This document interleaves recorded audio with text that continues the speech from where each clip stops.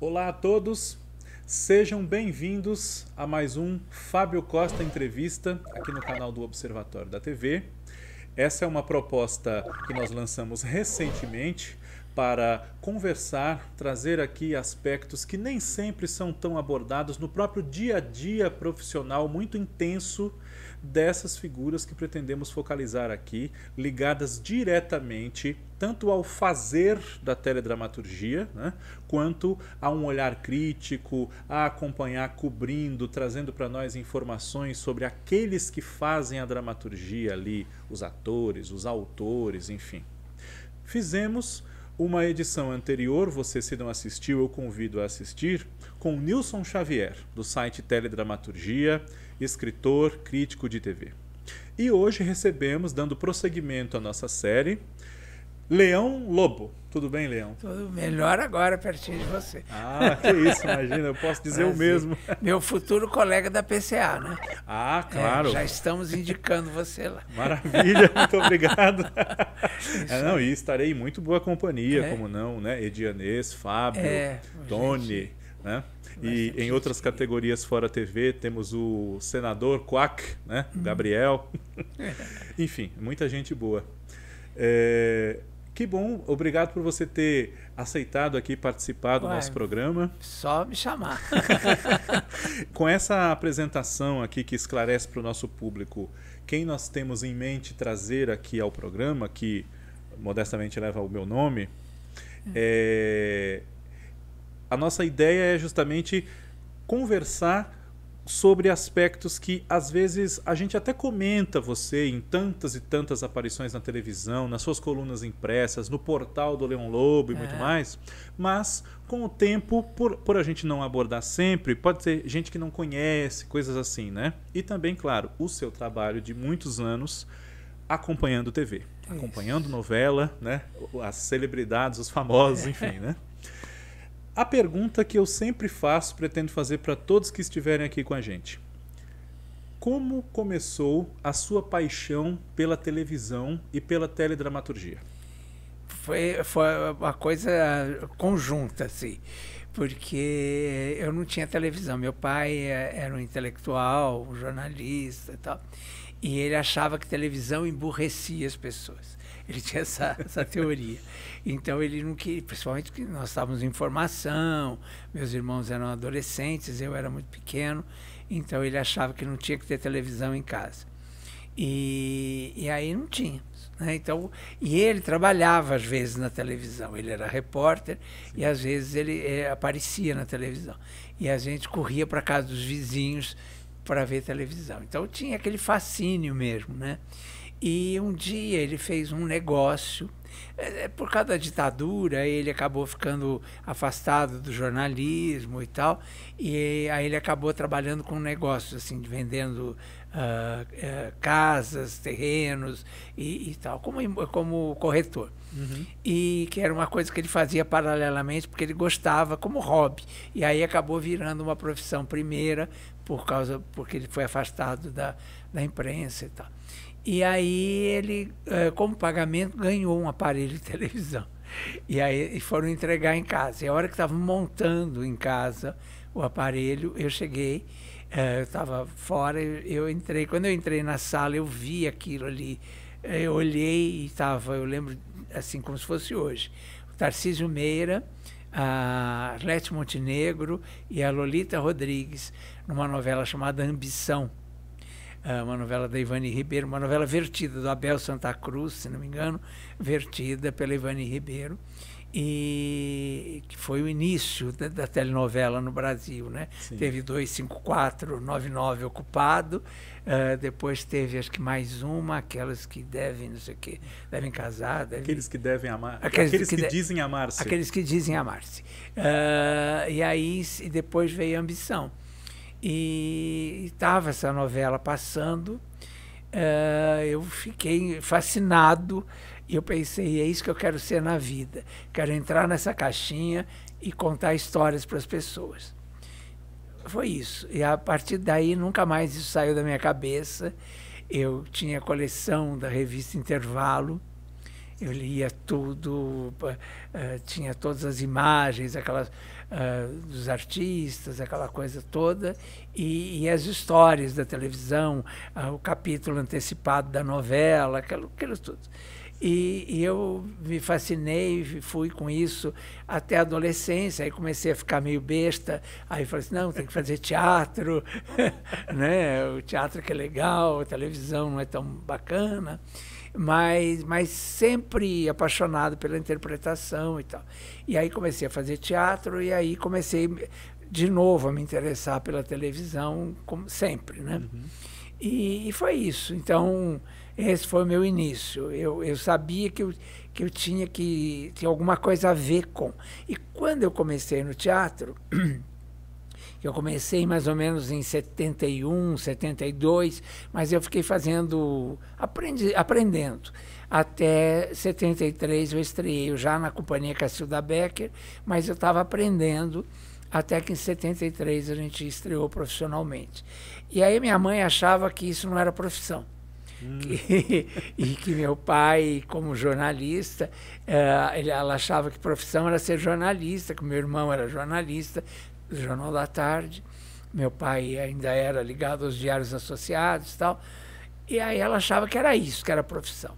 E aí um dia o meu irmão jogou um cartão assim em cima de uma mesa e disse assim, bom, ele está estudando, fazendo comunicações, ele não vai prestar comunicações, ou já entrou, isso aqui, meu irmão estava casado, não sabia muito da minha vida. E jogou e falou assim, ó, tá aqui, se ele quiser ter um emprego tem vaga de repórter num jornal que eu colaboro, além do Jornal da Tarde, que era um jornal chamado Jornal do Bairro, que na época da ditadura ainda, né, era um jornal político, mas para disfarçar tinha esse título, Jornal do Bairro, não era um jornal de bairro.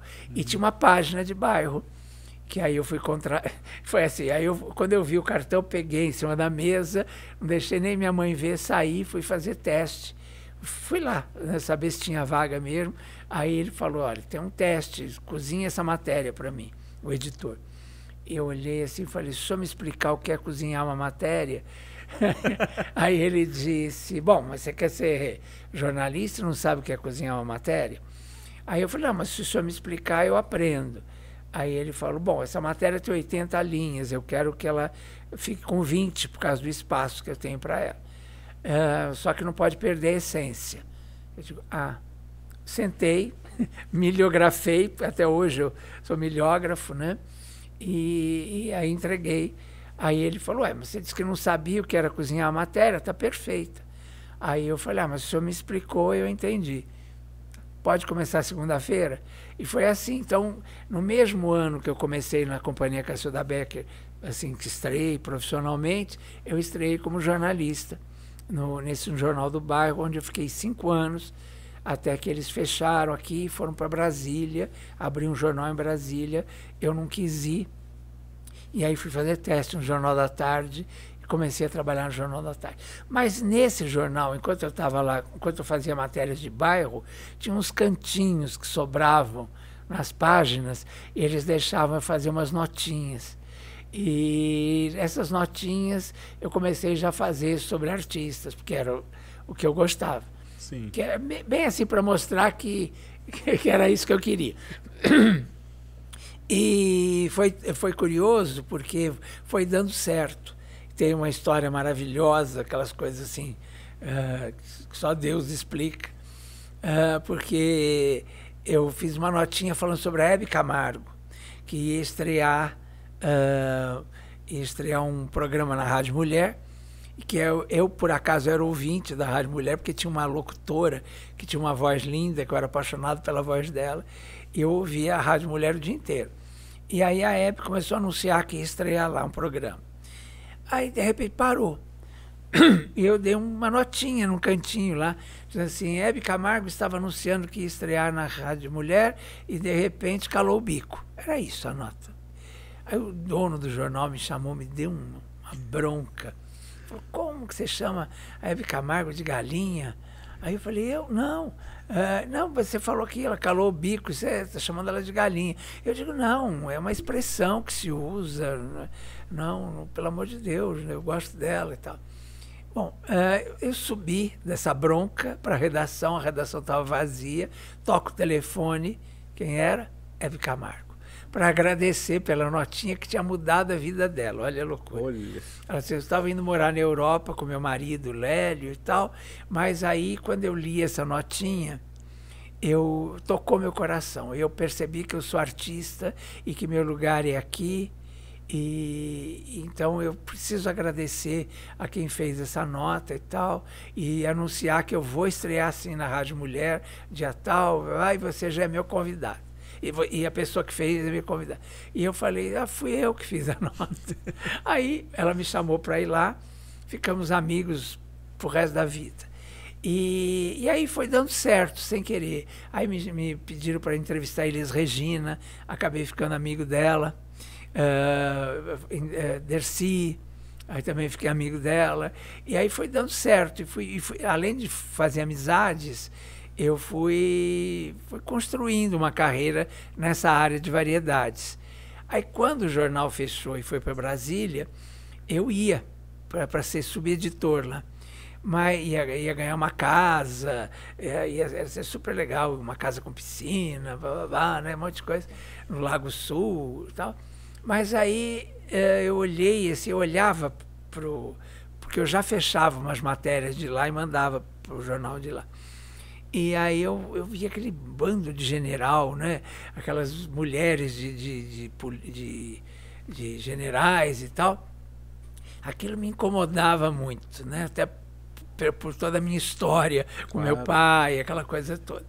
E ao mesmo tempo eu fazia teatro. Aí eu pensava, eu vou fazer teatro lá não tem teatro, o teatro de lá vai daqui. Aquilo tudo começou na minha cabeça. Aí eu, no último dia, resolvi, falei assim, olha, eu não vou. Eu decidi que eu não vou para Brasília. Aí eles disseram, bom, mas e agora? O que a gente faz? Tem que passar lá no RH, o RH está fechando. Corre lá e avisa que você não vai. Eu fui, desfiz, avisei que eu não ia mais e tal. Quando eu voltei para a redação, que eu fui abrir a gaveta, eu trabalhava lá 5 anos, quando eu comecei a tirar minhas coisas da gaveta, comecei a chorar.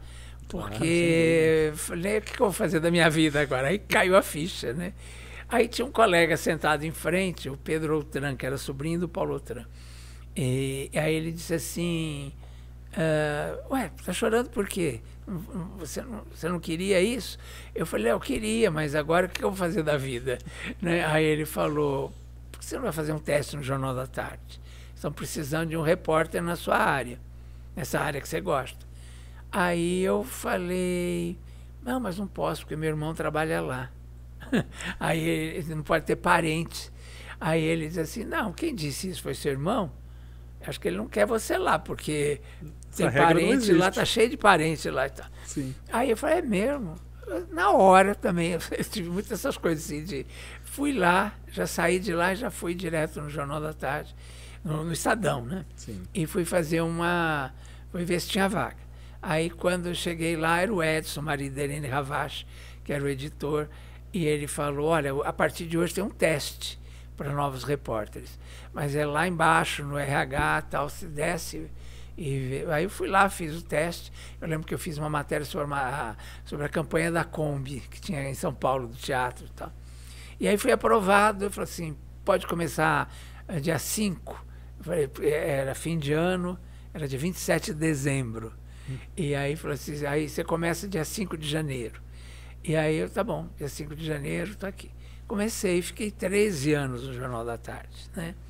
Paralelamente, trabalhei na Folha da Tarde, já aí falando sobre televisão, fazendo a coluna, que aí foi a partir de 84, né? Sim. E lá no Jornal da Tarde comecei em 78, fiquei até 90, né? E no Jornal da Tarde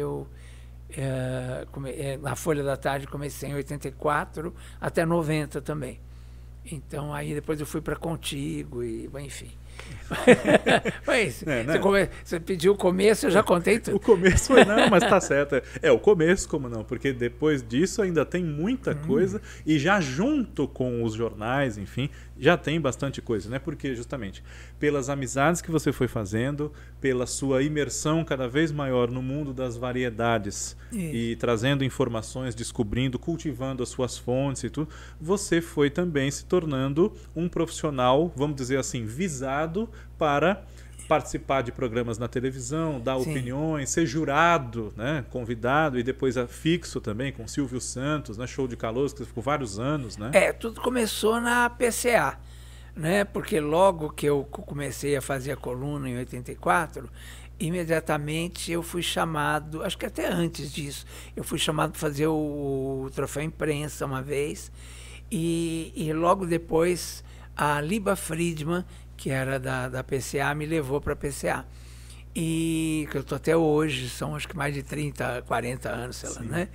E aí, lá na PCA, eu era muito amigo, paralelamente a isso, eu era muito amigo por causa do meu irmão, até antes, muito antes de trabalhar em jornal, de tudo, desde os meus 14 anos, eu fiquei amigo, no dia do casamento do meu irmão, eu fiquei amigo do Rubens Evald Filho, que era amigo dele.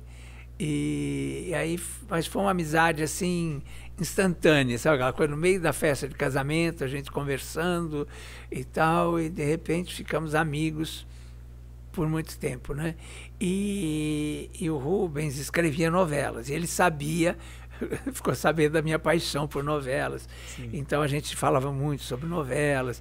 Eu, por exemplo, tive um momento que ele dava aula para mim depois na FAAP de jornalismo. E ele dava aula de cinema. E aí, só que ele estava escrevendo novelas. E ele foi chamado pela Tupi para fazer Éramos Seis, ele com o Silvio de Abreu. E aí ele me perguntou, Leão, puxa vida, eu tô sem a dona Lola, porque eu queria a Fernanda Montenegro, mas a Fernanda assinou com a Globo. E agora eu não sei quem pensar. Eles me ofereceram a Anissete Bruno.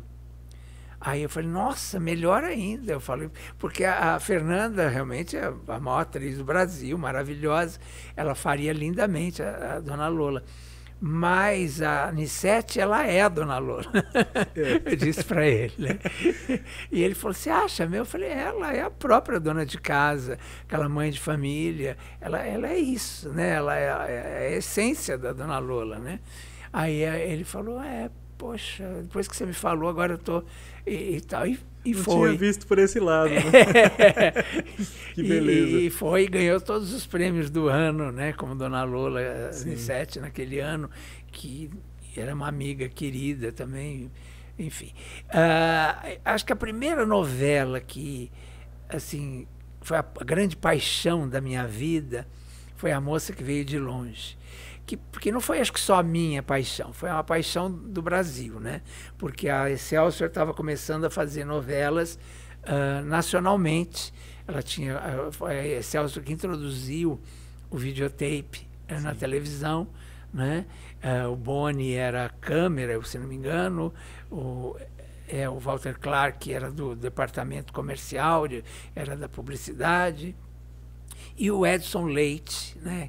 Que era esse gênio, que eu falo que esse foi o grande gênio da televisão, porque ele teve essa visão de futuro, né, que falam tanto que o Boni teve. Na verdade, acho que foi o Edson Leite que teve.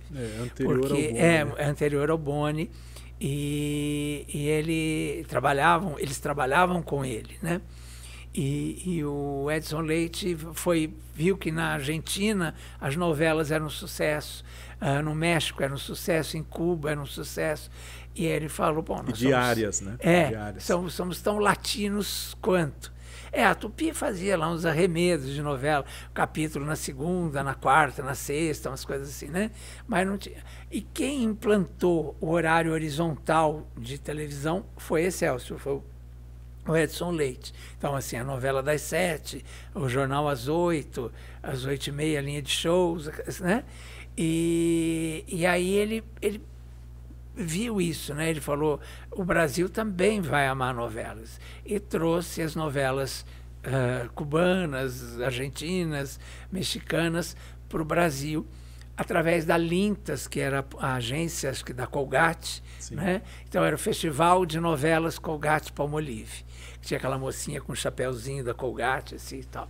E eu era encantado com tudo isso. Eu achava lindo. E aí ela tinha as novelas, Ambição já era Festival de Novelas Colgate-Palmolive. E assim, a Ivani recebia do Benedito Rui Barbosa, que era o cara da Lintas, que assistia às novelas. Eu estou falando Lintas, eu não tenho certeza se é Lintas, mas era uma agência, né? Onde ele trabalhava para a Colgate. Então ele assistia essas novelas mexicanas, argentinas, mexicanas e cubanas, e aí falava, essa é boa para o Brasil. Aí passava para a Ivani vertia, né? Colocava a Guadalupe, virava Maria Aparecida, por exemplo, né? E além disso, ela dava um toque, um tom brasileiro para as novelas, uma linguagem mais brasileira e tudo mais. E aí tiravam uns certos exageros né, que tinham nas novelas e tal, porque ela já fazia novelas de rádio, ela já era campeã no rádio, então ela fazia isso para a televisão.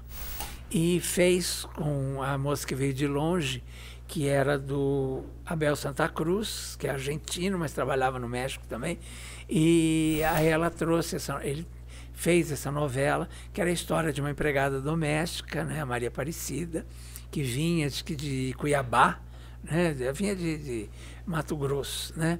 Na época não era nem dividida ainda. Mato Grosso só. E ela era chamada de Butucuda, de Índia, porque ela era tal. E a Rosa Maria Murtim fazia, né, papel. E aí eu lembro quando eles estavam inaugurando o estúdio, porque antes eles faziam lá na Nestor Pestana, no teatro de madrugada, as novelas. E aí começou a sofisticar a coisa, eles foram para Veracruz. A Excelsior alugou lá, arrendou os estúdios da Veracruz. E eu lembro que foi a primeira novela feita lá, foi A Moça que Veio de Longe. Então eu lembro da Rosa Maria Murtim anunciando, ela estava com um lencinho na cabeça, muito anos 60, de óculos escuros, com um lencinho assim amarrado aqui embaixo do pescoço, e falando sobre a novela, qual era o personagem dela e tal, as chamadas, né? Sim. E eu já me encantei com aquilo, que aí eu já tinha televisão, né? E o Hélio Souto, que fazia o Dr. Raul e tal, que era o filho da família rica, que era advogado e tal. Tinha a Flora Geni, tinha a Lourdinha Félix, que era menininha, né? E tinha o Gilberto Salvio, que depois virou meu grande querido amigo, e que fazia o Irmão Safado, né? Sempre tinha que era meio vilão e tal. E a Neuza Amaral, Edmundo Lopes, era um elenco enorme. Silvio Francisco, né? Cleide Blota, Silvio Francisco, Nívia Maria, que estreou ali no finzinho já da novela. E quem que eu falei? Eu falei Aparecida Baxter, Cleide Blota, né? Era um elenco maravilhoso. Lourdes Rocha, né? Lourdes Rocha, que fazia a mulher do Ivan Mesquita, não é isso? E, enfim, era uma novela incrível, assim, muito bem construída, né? E foi um sucesso tão grande que parou São Paulo. Porque era interessante, porque a novela passava aqui, hoje, ia o tape para o Rio, né? O capítulo ia para o Rio de avião, sim. Aí depois do Rio ia para Recife, ia todas as capitais brasileiras, todos os estados, né? Ela era apresentada. E eu lembro que São Paulo enlouqueceu com essa novela. Então eu lembro que o casamento final da Maria Aparecida, depois de muito sofrimento com o Dr. Raul, foi na Igreja da Consolação, né, onde hoje eu moro, pertinho ali. E eu lembro que parou São Paulo, né? A rua estava tomada de gente para ver a Rosa Maria Murtim chegar de noiva e tal, né? A Maria Aparecida e o Dr. Raul e tal. E depois a festa foi no Pacaembu, que foi um acontecimento em São Paulo também, né? E aí as pessoas, às vezes, amigos, ligavam do Rio para saber como é que foi que acabou o capítulo hoje, né? Porque olha que coisa, né? porque aqui só vai passar amanhã, e não sei o que e tal, né? Sim. Então era muito interessante. E eu me fascinei por aquilo de um jeito que parecia assim que fazia parte da minha vida aquilo. Pessoas que você conhecia. Exatamente. Sim. Hoje são meus grandes... Hélio Souto faleceu sendo meu grande amigo, Rosinha, minha amiga até hoje, o Gilberto Salve, como eu falei, Silvio Francisco foi meu amigo durante muitos anos, Lourdes Rocha, o filho dela até hoje, né, meu amigo, que é um grande diretor hoje. Enfim... Cleide Blota, a família Blota toda, né? Sim. Enfim, é como se a minha família tivesse aumentado. São pessoas que fizeram parte da minha história, da minha vida. Lolita Rodrigues, né? A minha grande querida amiga que faleceu recentemente. Sim. Arlete Montenegro. Arlete, que é minha amiga até hoje, querida. Murilo Amorim, né? Correia. O Dionísio, a Flora Geni, que foram meus amigos até falecerem. Enfim, muita gente querida mesmo. E gente que eu entrevistei muitas vezes e tal, né? E que sempre coloquei nas minhas colunas e tal. Então, é uma história de 50 anos. Sim. Sim. E aí eu cheguei a ser... Eu comecei a fazer também trabalhos como ator em televisão antes de ter a coluna. Porque o Rubens foi para a TV Cultura. E olha que coisa maluca. Era aí que eu queria chegar mesmo. Tem uma história maravilhosa ali na TV Cultura, porque eu fiz teste. A Nídia Alícia virou diretora da TV Cultura. E aí ela criou um departamento de teledramaturgia para fazer telecontos e teleromances, né? E aí eu fui o último. Ela falou assim, você foi o último que chegou para fazer teste. Aí fez o teste, eu passei e fiquei num elenco fixo da TV Cultura. Que até hoje eu não entendi por que eu não estou lá até hoje. Porque acertamos tudo e tal. Comecei a fazer a primeira novela e o Rubens dizia assim, olha, sempre vai ter um papel para você. Pode não ser um papel grande, pode ser um papelzinho, mas sempre vai ter um papel para você na novela. E aí você vai aprendendo, você vai fazendo tá bom. E aí eu fiz a primeira novela, eu acho que foi Casa de Pensão. Que eu contracenava com Maria Célia Camargo. Jaque Lagoa. Jaque Lagoa. Nossa, gente maravilhosa. Kate Hansen. Aldine Miller, né? A Glauce. A Glauce Graeb, maravilhosa, irmã de Nívia Maria, que é minha amiga até hoje. As duas são. Walter Forster. Walter Forster, que era um elencão, né? Sim. E eu lembro que eu fiz, muito encantado, Enio Gonçalves, né? Grandes atores. Bom, fiz a primeira, fui bem. Aí fiz a segunda, que eu fazia era o Quincas Borba, que eu fazia o psicanalista, o psiquiatra lá do Quincas Borba. E era o João José Pompeu e o Everton de Castro. Sim. Né? E também foi muito legal e tal, e já estava escalado para uma terceira. E aí aconteceu uma coisa completamente louca. Eu fui, porque como eu trabalhava no Jornal da Tarde, a TV Cultura era na ponte aqui, a ponte da Freguesia, eu acho, né? Uma ponte para lá. Uhum. E o Jornal da Tarde era na ponte do Limão. E eu adiantei todo o meu trabalho no Jornal da Tarde, deixei minhas coisas em cima da mesa e fui lá só por uma coisa burocrática. Eu tinha que só confirmar que o personagem era meu. E eu tinha um diretor abaixo da Nídia Alícia, que era um senhor, e aí tinha um assistente dele, que era o Edilson Coimbra, que era irmão daquele grande repórter Eli Coimbra, tal, de esportes. E o Edilson ficou muito meu amigo e tal, ele já estava acostumado, que eu ia lá confirmar o personagem e tal. E aí ele falou, ó, Leão, fica aí, já ele vai te atender. Aí eu, tá bom. Fiquei lá esperando. Isso eram 8 horas da manhã. Eu fui, passei no Jornal da Tarde, deixei minhas coisas, já estava tudo pronto, meu trabalho. Cheguei lá às 6 da manhã, fiz meu trabalho e tal. Aí estava esperando, fui para lá. Aí cheguei 8 horas. Aí 8 horas, 9 horas, 10 horas, 11 horas, meio-dia, o Edilson falava assim, tá demorando, né? Tá demorando. Aí ele falou assim, olha, eu vou almoçar, Leão, mas fica aí, que daqui a pouco ele vai abrir a porta e vai te receber. Tá bom.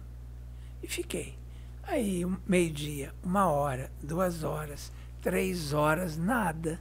Quando deu 3 horas, sabe quando você não aguenta mais? Era uma sala fechada, parede branca, não tinha nada, né? Assim que... Aí eu levantei e comecei a andar pela sala. E tinha essa porta, era a única porta que tinha, era da sala dele, que era de fórmica. E aí eu comecei a andar e fui lá e mexi na porta, assim, no trinco da porta. Quando eu mexi, a porta abriu. Ele estava com as calças readas. Tinha uma menina que tinha feito a novela anterior comigo e que ia fazer a próxima, fazendo um serviço lá para ele. Ela estava embaixo da mesa, né? A gente ouvia falar muito teste de sofá, essa coisa toda, mas eu nunca tinha visto, eu achava que aquilo era folclore, que não existia, ainda mais na TV Cultura, que era ligada ao governo e tal. Então, eu achava que aquilo não existia. Quando eu vi aquilo, eu demorei acho que uns segundos até me recompor e fechei a porta, desculpa, tá, e fechei a porta. Bom, a partir daí, nunca mais eu trabalhei lá, nunca nem uma satisfação me deram, né? E ela também, eu vi, acompanhei, né? Ela tinha até feito um filme, ela estava numa ascensão, era uma garota talentosa e tal, e eu nunca mais vi falar dela. Acabou a carreira dela também. E ele se aposentou lá, como diretor, né? Olha só. Então, só para vocês terem uma ideia disso, né? Sim. Então, uma coisa meio maluca isso, né? Eu fico meio traumatizado e meio que desisti, assim, momentaneamente de fazer televisão, né?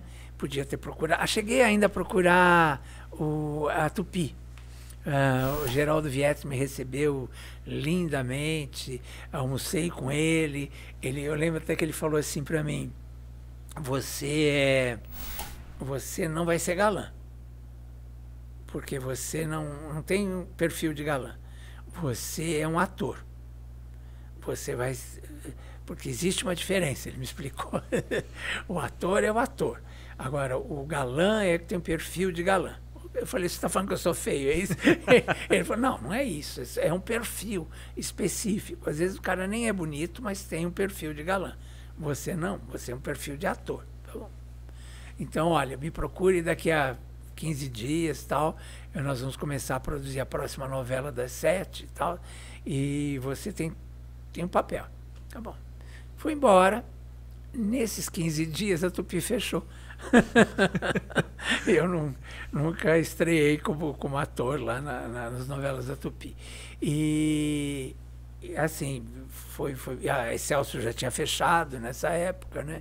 Que era a paixão da minha vida. A Excelsior fala com muito carinho mesmo. Você sabe que a Ivani Ribeiro... aliás, tem essa história maravilhosa que eu preciso contar também. Pode contar à vontade. Que a Lintas, que eu acho que é Lintas, que era a agência, tinha o Benedito Rui Barbosa, que era um jornalista, que assistia as novelas cubanas, mexicanas e tal, para passar para a Ivani Ribeiro. Sim. Só que a Ivani Ribeiro começou a fazer tanto sucesso, depois de A Moça que Veio de Longe, que ela começou a fazer mais novelas para Excelsior, e aí a Tupi também tinha um horário da Colgate, queria uma novela e tal. E aí a Ivani não tinha como escrever para as duas ao mesmo tempo. Então, chamaram o Walter Jorge Durst, né, para fazer, que acho que vinha do teatro e tal, né? Que era casado com a Bárbara Fazio. Isso. E para ele fazer A Vingança do Judeu. Né? E olha que coisa engraçada. E ele fez os primeiros 15 capítulos, entregou para a Tupi. A Rosa Maria Murtinho saiu da Excelsior para fazer com o Sérgio Cardoso, que era o grande nome do teatro, sim, fazer lá A Vingança do Judeu. Aí já tinha chamada dos dois se beijando, aquela coisa assim, né? Ou quase se beijando, que, né, na época era na chamada da novela. E aí, de repente, a Tupi avisada que a novela não ia para o ar. Porque a Colgate, a diretoria toda da Colgate era formada por judeus, né? Sim. E a novela Vingança do Judeu falava mal de judeu. Sim. né? Esse título por si, né, já dá um impacto. Exatamente. E aí a Colgate falou, não vamos patrocinar isso, quer dizer, é um absurdo, né? E tal, e parou a produção da novela. E aí chamaram, bom, alguém precisa reescrever essa novela, mas o mocinho tem que ser o judeu. e aí, a coisa que acontece, né? E aí, quem vai fazer? Quem vai fazer? Até que a Linta chegou para o Benedito e falou, Benedito, esse Walter Jorge está fora. Então, quem é que vai escrever essa novela? Você. Você já assiste todas as novelas argentinas, mexicanas, cubanas, para passar para Ivani Ribeiro. Você tem já know-how para isso. Aí o Benedito, não, mas eu sou jornalista, não sou novelista. Não, mas você tem 15 dias para fazer. Aí ele fez, e deu certo, e a novela estreou, e foi um sucesso. Não foi um sucesso como foi A Moça que Veio de Longe, mas foi um sucesso. Lançou o Sérgio Cardoso como galã, logo depois ele fez o Dr. Valcour, lembra, com a Nívia Maria, que fazia Túlia, né? Tula. E aí foi um sucesso, né, absoluto e tal. Então, mas foi uma precursora já. E a partir daí o Benedito começou a escrever e virou um dos maiores novelistas desse país, né? Sim. E tal. Quer dizer, acho que é bacana contar isso, porque o jeito como ele surgiu como novelista, né? Trocou o nome da novela, Somos Todos Irmãos. É isso, lembra? Somos Todos Irmãos, foi o nome da novela. Aí apagou a má impressão. A má impressão que tinha da vingança do judeu. Aí o Sérgio se firmou cada vez mais também na televisão, já era um grande nome, claro, né? Isso. Mas aí junto a esse público nascente de dramaturgia em capítulos na televisão, aí o Anjo e o Vagabundo. Aí fez várias.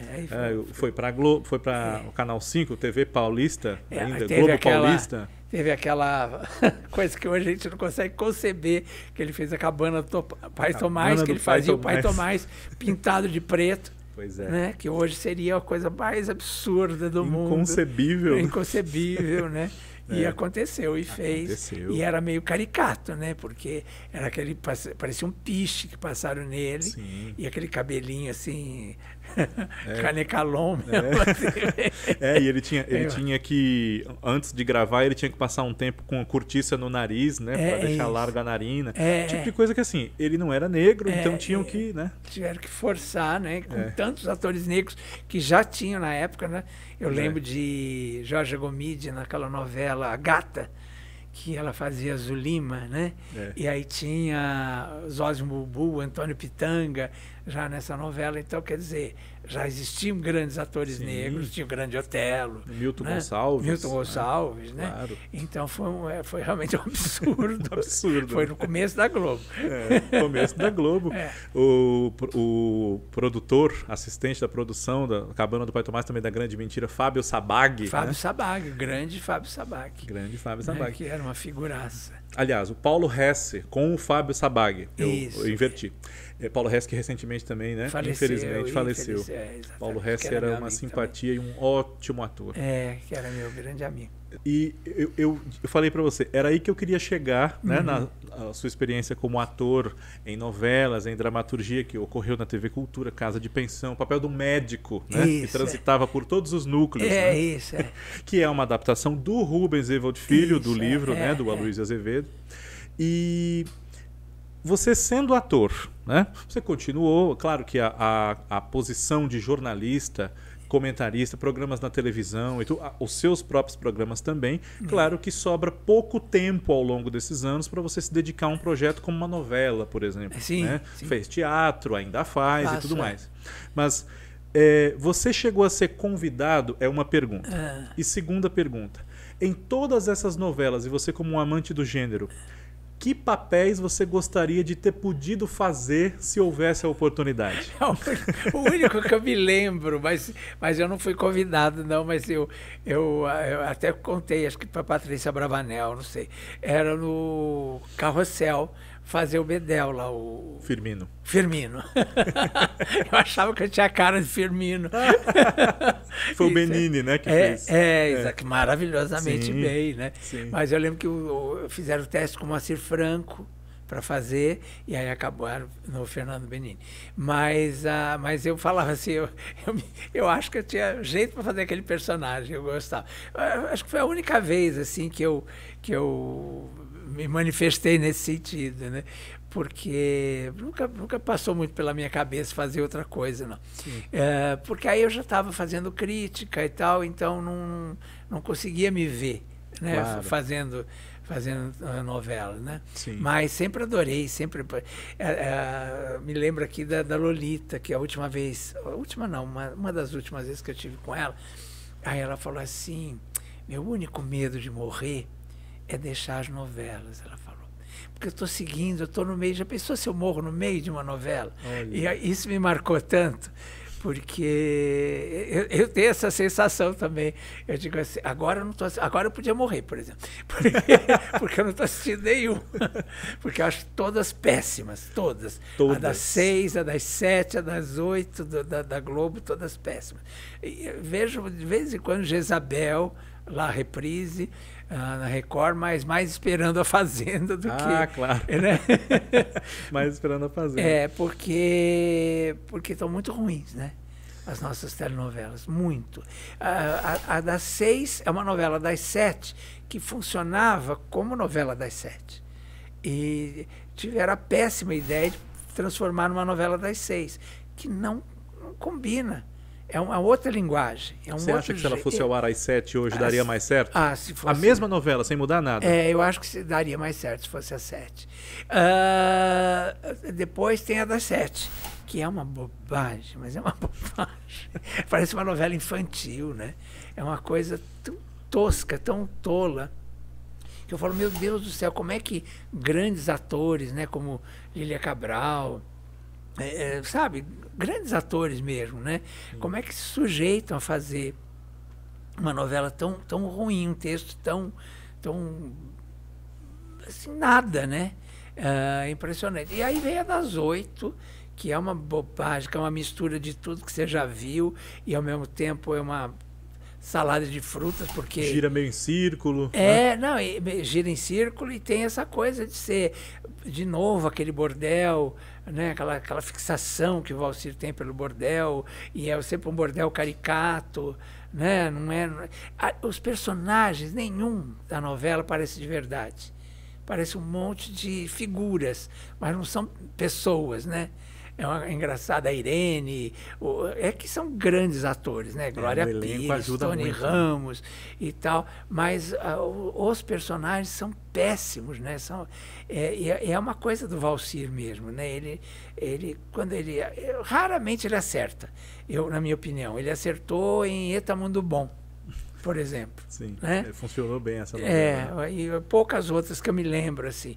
Mas, normalmente, ele erra muito, porque é uma coisa meio... É sempre meio falso, é sempre personagem, nunca são pessoas, né? Ao contrário de outras novelas que você se envolve. Eles não têm aquele pé na realidade, embora a gente saiba que é ficção. Isso. É isso que você quer dizer.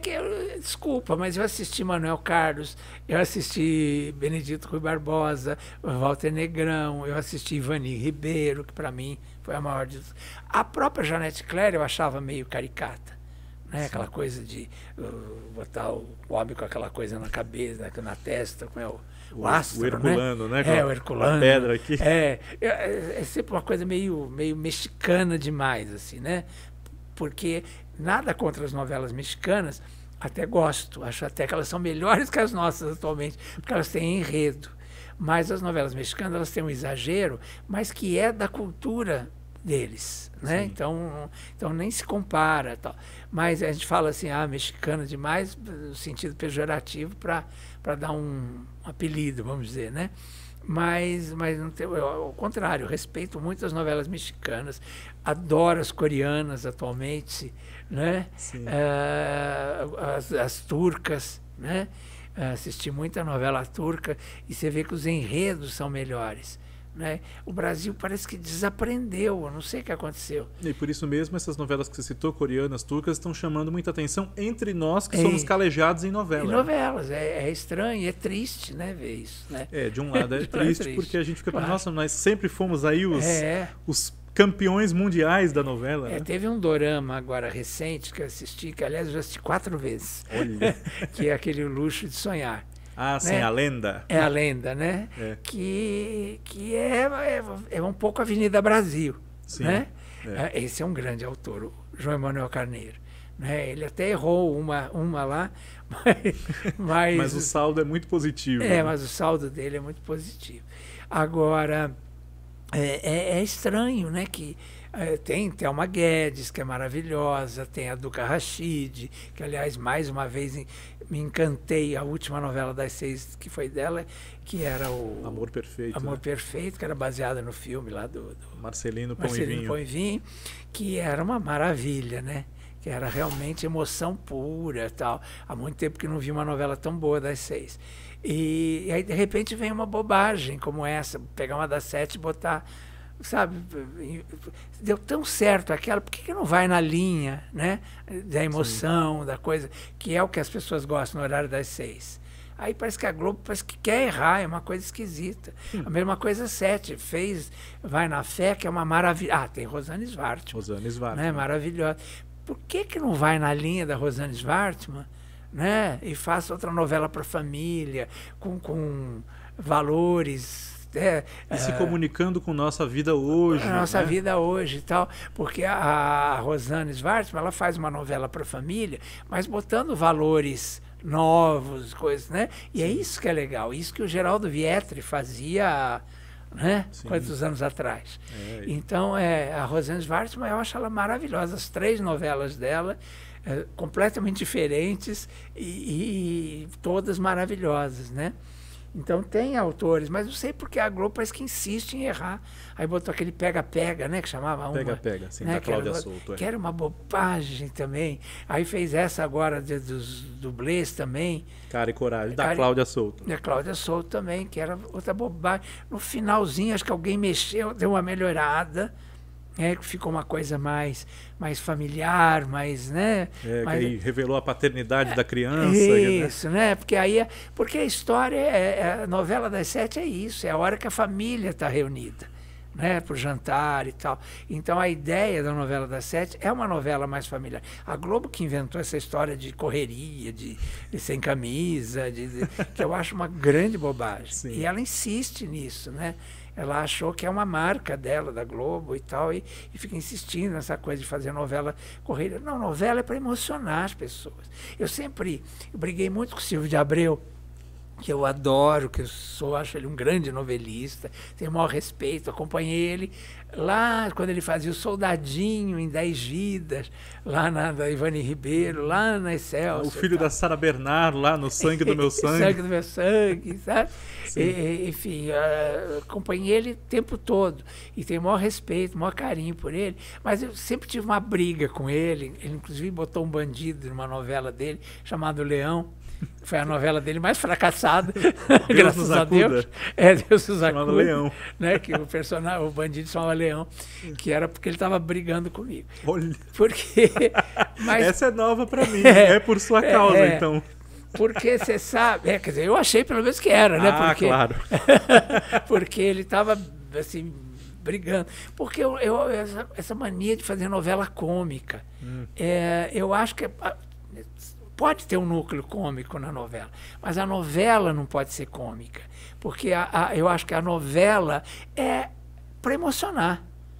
Né? Então fica as cambalachos da vida, é claro que eram engraçadas e tal, mas sempre faltava uma coisa mais dramática, mais, né, que conduzisse a trama. Né? Sim.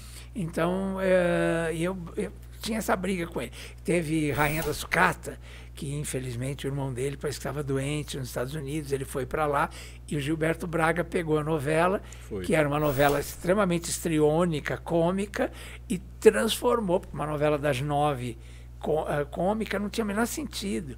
E aí o Gilberto Braga, sua mão de mestre, veio e pegou e transformou. E eu lembro de uma cena, para mim, icônica da Regina Duarte, que apesar de, sei lá, o que aconteceu com a cabeça dela. Pois é, a gente lamenta muito. Porque ela foi Branca Dias, do Dias Gomes, e foi tanta coisa importante, e de repente virou essa pessoa nefasta, né? Mas mas como atriz, impecável. Para mim, a maior atriz de telenovelas que eu já vi. E tinha uma cena da Rainha do Sucata que ela fica milionária, depois ela perde tudo, né, por causa de Laurinha Figueiredo, né, e aí ela volta a vender sucata. E ela está no caminhãozinho e a câmera vai nela e ela está com uma lágrima aqui, aí de repente ela faz assim. E a lágrima vai para o outro lado. Eu lembro disso, assim, eu falei, gente, o que é isso? Essa mulher é mágica, como é que pode? Que coisa, claro que deve ter tido um truque ali, mas ela tinha ela tem, né, um jogo com a câmera. Tem, a câmera gosta A câmera muito gosta dela e ela gosta da câmera. Então, é uma coisa impressionante. Que outras tem, Suzana Vieira, Eva Vilma tinha. A própria Glória Menezes. Glória Menezes, maravilhosa. Rosa Maria Murtinho. Rosa Maria Murtinho. São atrizes que eu sempre falei, são atrizes de televisão, são brilhantes no teatro, maravilhosas, mas na televisão elas são insuperáveis, né? Sim. Então, e a Regina, para mim, acima de todas, né? Porque eu acho a Regina realmente a atriz de telenovela, né? Acho que ela tem o tom certo, né? É um expoente, realmente. Regina a Raquel, muito que ela boa. fazia de Vale Tudo, e as pessoas, né? Foi um momento em que as pessoas estavam muito encantadas com as vilãs, né? E a Glorinha Pires e a Beatriz Segal meio que roubavam, parecia que roubavam a cena, parecia, mas fazia mocinha. Que Ainda fazia mais mocinha, se isso acontece, né? com aquela dignidade que ela fazia, era uma coisa impressionante, né? Sim. A cena, para mim, que marcou, quando ela está com o Ivan no calçadão, e aí ela fala, felicidade é tomar um sorvete, um picolé, não sei o quê, né? Com o seu amor, uma coisa assim, não lembro o texto, mas era uma coisa assim, que é isso, né? Quer dizer, a felicidade é muito mais simples e ela era emocionante vê-la falando aquele texto. Sim. Do Gilberto Braga. Então, para mim, depois de A Moça que Veio de Longe, eu acho que a novela que mais... Eu gostei muito de Sangue, do meu amado Vicente Sesso, que é outro grande novelista que cansou de fazer novelas, porque era muita burocracia para, né, a criatividade dele. Ele é um cara muito irrequieto, meu amigo até hoje, um querido.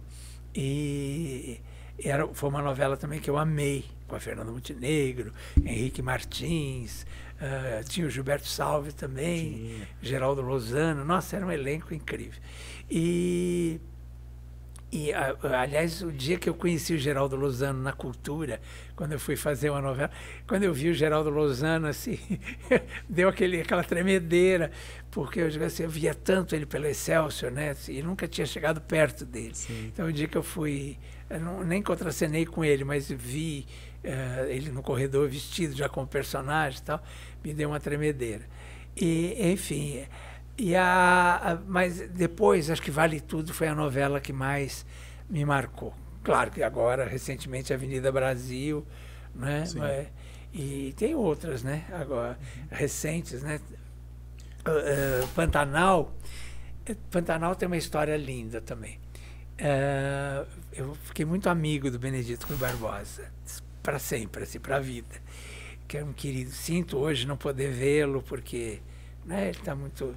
na casa dele, muito assim, a gente já não se encontra mais. Está bastante mais recluso. Né? Recluso e tal. E estou adorando o neto dele, o Bruno, achei que eu conheci pequenininho, né? Assim. E hoje é um super novelista também. Mas o Benedito, ele tinha sinopse de Pantanal, levou para a Globo não aceitou. Aí ele foi jantar comigo no Sexab, ali em frente ao Teatro Sérgio Cardoso. Uhum. E aí ele falou assim, eu vou te contar uma sinopse que a Globo recusou. Veja o que você acha. E me contou a sinopse no jantar, você acredita? Olha. Me contou em detalhes, assim. E ficamos horas, né, claro. E aí ele falou assim, faz um elenco para mim dessa novela. Qual seria o seu elenco? Aí eu lembro que eu falei Juca de Oliveira, Lolita Rodrigues. A novela demorou tanto para sair na Manchete, foi 10 anos depois, já nem tinha mais sentido esse elenco que eu tinha feito. Claro, era para aquele momento. Né? Então, aí foi Cláudio Marzo, foi Elaine Cristina e tal, né? Mas era impressionante. Eu lembro que eu chorei na mesa, emocionado, né? E ele falou, tá vendo? E a Globo não quis essa novela. Ele não se conformava. Né? Como que não quis? Porque tem tudo. Sim. Ia ser um sucesso. E ia, né? Claro. E aí a Manchete depois, né, veio e fez, e foi um absoluto sucesso.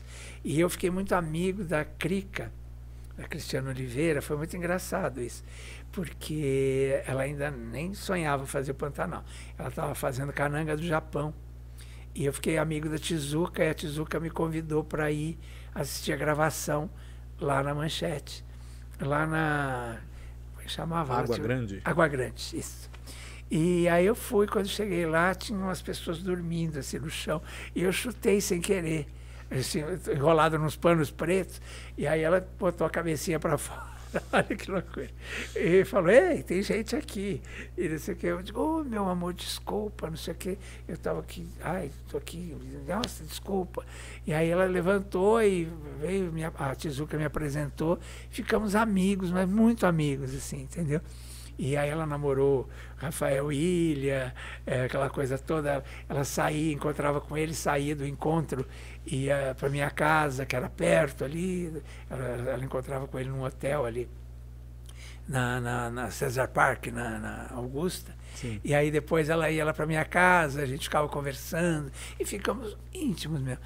E aí quando começou a coisa do elenco de Pantanal, aí eu falava assim, você... acho que você vai ser escolhida. Ela dizia, não sei. Eu fiz o teste, mas não sei o quê.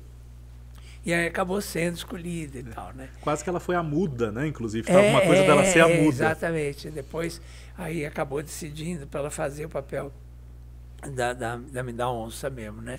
E foi muito lindo, porque todo aquele elenco eu conhecia muito, eram todas pessoas muito próximas. Eu estava muito encantado com a Manchete, né? Porque o jeito que eles faziam novela, né? Era com cuidado, com uma coisa assim um pouco mais artesanal do que a Globo, aquela coisa mais industrial da Globo. E eu estava muito assim apaixonado pelo trabalho deles, pela Tezuka e todo mundo, né? E aí quando veio Pantanal, então, e começou o negócio do minuto a minuto, a medição minuto a minuto do Ibope. Sim. E eu lembro que nessa época eu ficava acompanhando minuto a minuto em casa, assistindo e marcando o Ibope e tal. E aí passava, no dia seguinte, na coluna, na Folha da Tarde, eu publicava.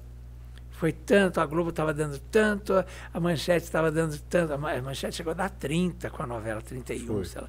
Um resultado extraordinário. Foi um fenômeno, assim. Não. E aí eu fiquei muito mais próximo deles, do Jaime Monjardim, que é meu amigo até hoje, porque ele ficava encantado com aquilo, porque a gente provava ali que a novela tinha ido bem, que tinha quase derrubado a Globo e tal. E foi um acontecimento. Tanto é que no Roda Viva, quando o Benedito foi, me escolheram para ser um dos entrevistadores e tal, porque eu tinha acompanhado muito de perto, né? E ele foi por causa do fenômeno que tinha sido Pantanal, sim, né? Então foi muito legal. Eu lembro assim foi um momento marcante, inclusive, da minha vida pessoal. Porque, sim, não, ótimo. O dia que eu participei do Roda Viva lá com ele. E você citou que acompanhava minuto a minuto o Ibope, registrava, dava na coluna. Ao longo desses anos todos, claro que fora mudanças de como a gente se relaciona com quem vai ler, com quem vai acompanhar, né? Nós temos internet, temos os portais, temos as redes sociais, isso, né?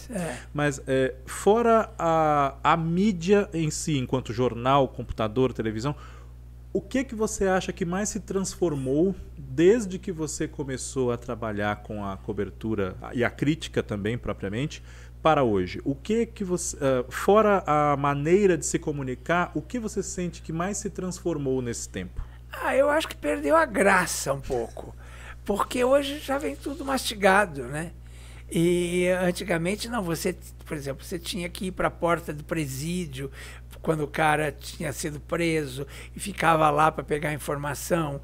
Você ia para a porta do hospital para ter informação do artista. Quer dizer, era uma coisa corpo a corpo, assim, né? Era uma coisa efervescente mesmo, né? Você ficava ali, você conseguia um furo ou não, né? E tal. Hoje não, hoje é tudo, tá tudo ali, tá tudo mastigado. Os artistas que falavam assim, vou te processar porque você entrou na minha intimidade e que não sei o quê. Hoje ele põe a intimidade dele toda ali na janela, né? Não tem mais como dizer que fui eu que entrei na intimidade. Entendeu? Então não tem muita graça mais, né? Eu acho que a profissão perdeu um pouco essa coisa do brilho, do conseguir a informação e tal. Mas acho que foi isso que modificou, né? Que outro dia eu estava falando isso com a Fabiola no carnaval, a gente estava no camarote lá e a gente estava comentando isso. Ela falou assim, hoje elas botam um biguinho de fora, vêm para cá e ficam aqui no celular e fazem tudo. A gente não, a gente tinha que ir à luta mesmo, né? Sim. Eu lembro, por exemplo, quando o Leandro, irmão do Leonardo, morreu, eu tinha estado com ele no hospital, segurando a mão dele, né? Tinha uma coisa muito próxima, a gente era amigo e tal. E quando eu saí de lá, cheguei em casa, foi o tempo de eu chegar em casa, me ligaram da rádio para eu entrar ao vivo, porque ele tinha acabado de falecer. Né? Então tinha essa coisa da emoção mesmo, muito, muito próxima, muito... Hoje, por exemplo, hoje eu não conheço, por exemplo, eu adoro o João, cantor, acho ele uma graça, mas não conheço ele pessoalmente. Né? A Ludmilla, eu sou fã da Ludmilla, mas não conheço ela pessoalmente, até falei no ar assim com ela, né? Ela no Rio e eu aqui, né? Mas não conheço pessoalmente, não frequento, né? Naquela época não, eles frequentavam os nossos programas, né? As nossas redações, e a gente ia até eles, né? Nos lugares, nos lançamentos e tudo. Hoje não tem mais isso, infelizmente. Olha o italiano aqui, com a mão sem parar. A mão. Hoje é realmente bem diferente, né? Nesse aspecto, né? Então perder um pouco essa coisa de tesão mesmo, assim, sabe? Que eu acho que... Mas tem outros jeitos de fazer, né? Sim.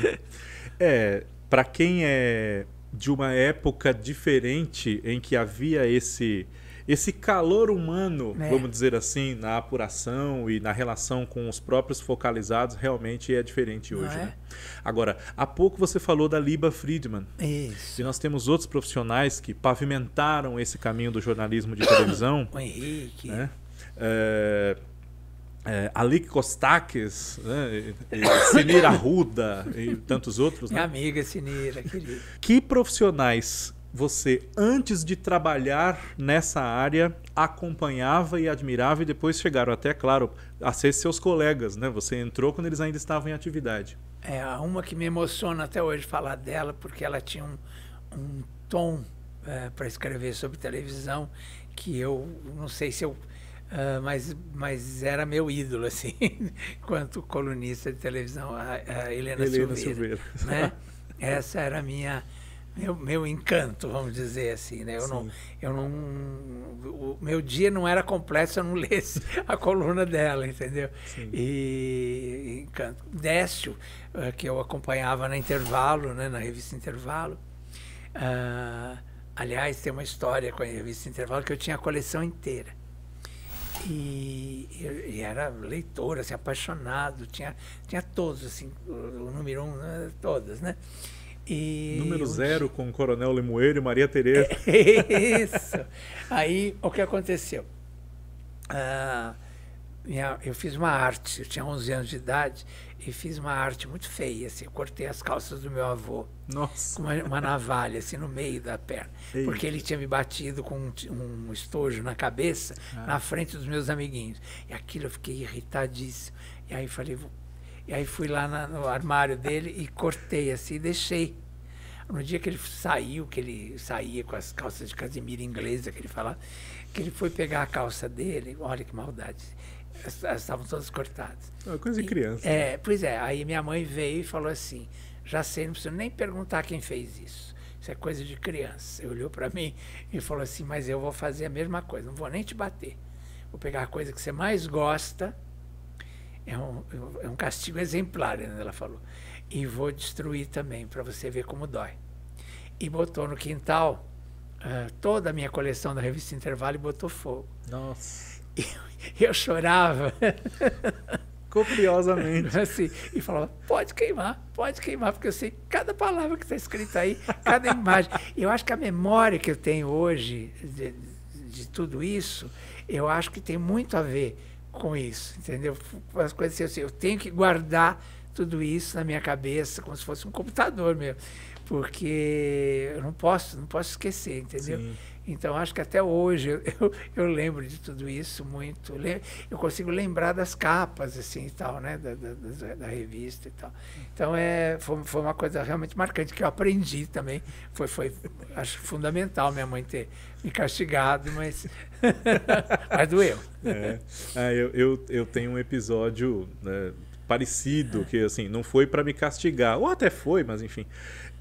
Eu viajei uma vez um feriado, e eu tinha Contigo de anos e anos.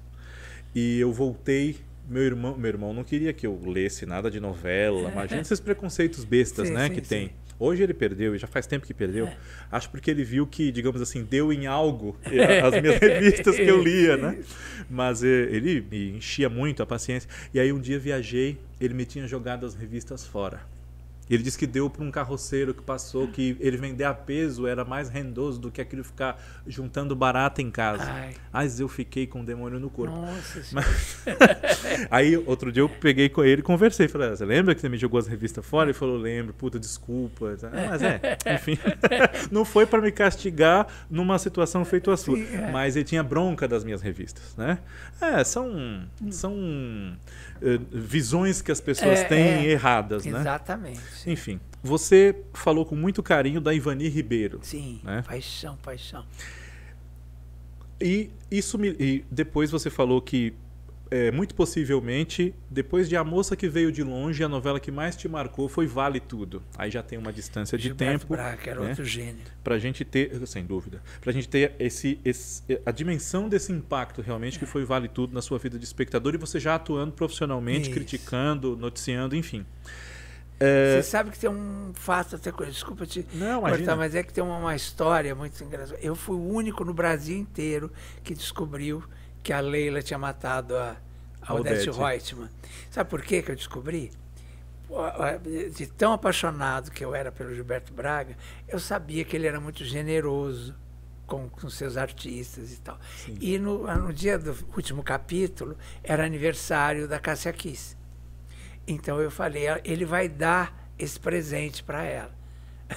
Eu tinha um programa no rádio sobre quem matou Odete Reutemann. Eu estreiei no rádio fazendo esse programa. E eu entrevistava médicos, entrevistava psicólogos, delegados, não sei o quê, porque virou aquela loucura no Brasil, quem matou Odete Reutemann.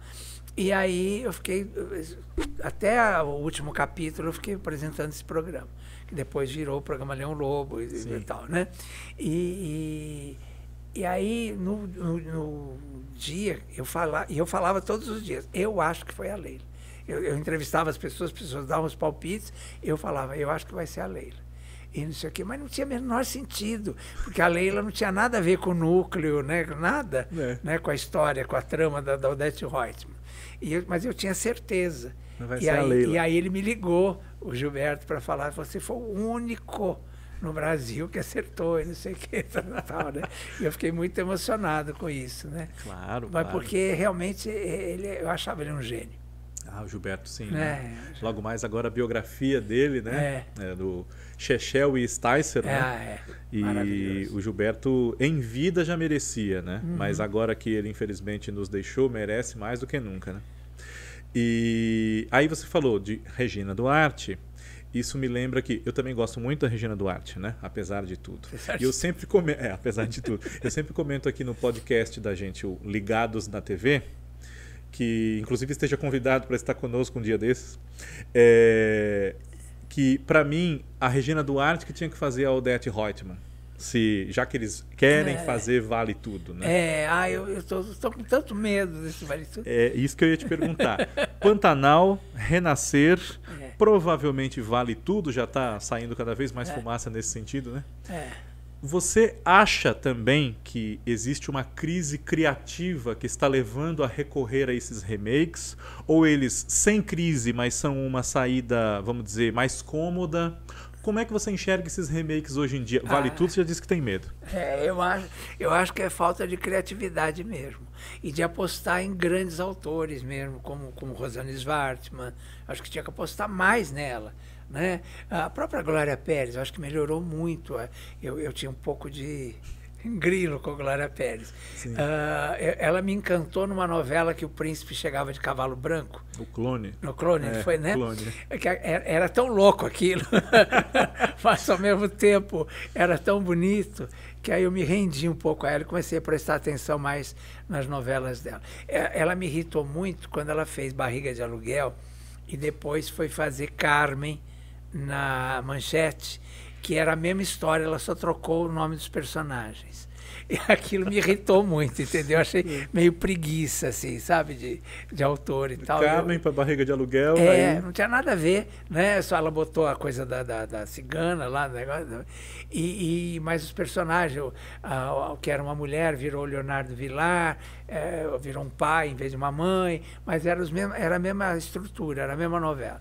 E aquilo, quando eu saquei aquilo, eu falei, nossa, fiquei com muita raiva dela.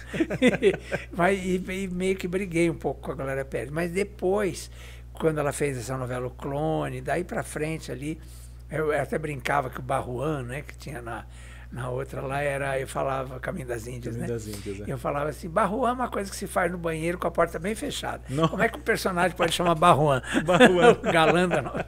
Galã da novela chama Barruan. Aí você não entende como que o público quer que ela queira o Raj, né? Exatamente.